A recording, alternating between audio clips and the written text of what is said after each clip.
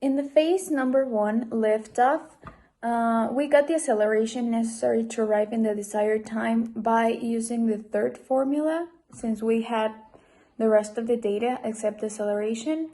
On the letter B, we got the energy required to get there by getting the potential energy, since it was like at this highest point, so there was no kinetic energy, so we just had to get the potential energy. And we got the thrust force of the propellers, since force equals mass times acceleration, so we had the mass and the acceleration, and that's why we got the force.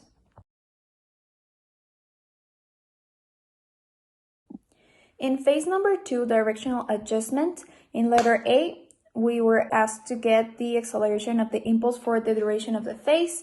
Since I've already got in phase 1 the acceleration, what I did was to calculate acceleration in the x-axis and then acceleration in y-axis, and then I sum both of them, and that was my total acceleration. Then in letter B, I was asked to get the vertical and horizontal displacement of the rocket. I used the third formula, but I used first the displacement in y, or the vertical displacement. I used initial velocity in y and initial acceleration in y. And I did the same, but in x, in the horizontal displacement, I used initial velocity in x and acceleration in x. And in letter C, to get the final speed of the phase, I first got, I already had the initial velocity that I used in letter B, so I used the first formula, and then I could get the final speed.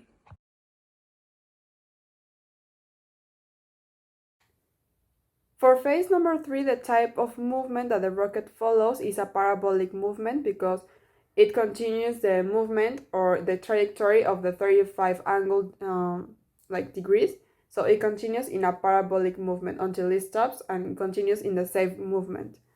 The time to, what we need to take the time is use the formula of final velocity equals to initial velocity plus acceleration time times time.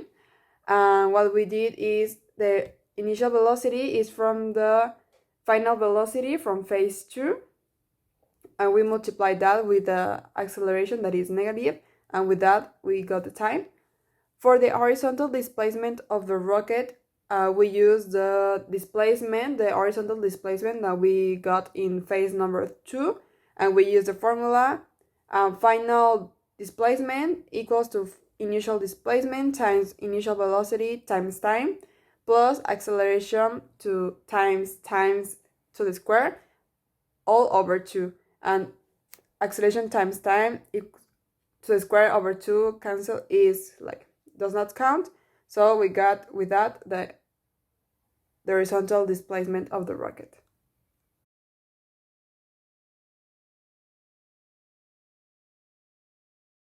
The reentry of the rocket on phase 4, the movement that the thruster follows is freefall because it explains that it's rejoining the usual terrestrial atmosphere, which means it has to be released and fall to get to the atmosphere. To get the mast, we use the formula for mechanical energy, and afterwards, to get the velocity, we solved it with the formula for kinetic energy, taking into consideration that the acceleration was at 10% of its standardized magnitude for the rest of the phase. So in phase 5, because we're looking at the acceleration that we need to compensate to land at 0 meters per second, I'm going to use the third formula, because I assume that the final velocity is going to be 0 because we're landing, and we take the initial velocity as the one that we calculated on phase 5, for phase 4, number C, the speed at the end of the phase. We take that as the initial velocity in this phase, and as final height we take 0 because we're landing, and initial height we're gonna take 200 because that's what the problem gives us, and that's how we search for acceleration. And then the distance, I assume that we're looking for the final distance, so we are gonna use the fourth formula, and then I assume that the initial distance is gonna be 0 because it's from where we started at phase 1. and then the initial velocity, because we're in the x-axis looking for the distance. I'm gonna take the initial velocity, the same as with acceleration, but now we're gonna do cosine times 55, because 90 is subtracted by 32, which was the angle that we were given previously. That's 55, and then that's gonna be times time, and the time, we're gonna take it from phase 3, the time that we have to search. I'm gonna assume it's the same time, and well, we multiply those two, and that's how I found the final distance.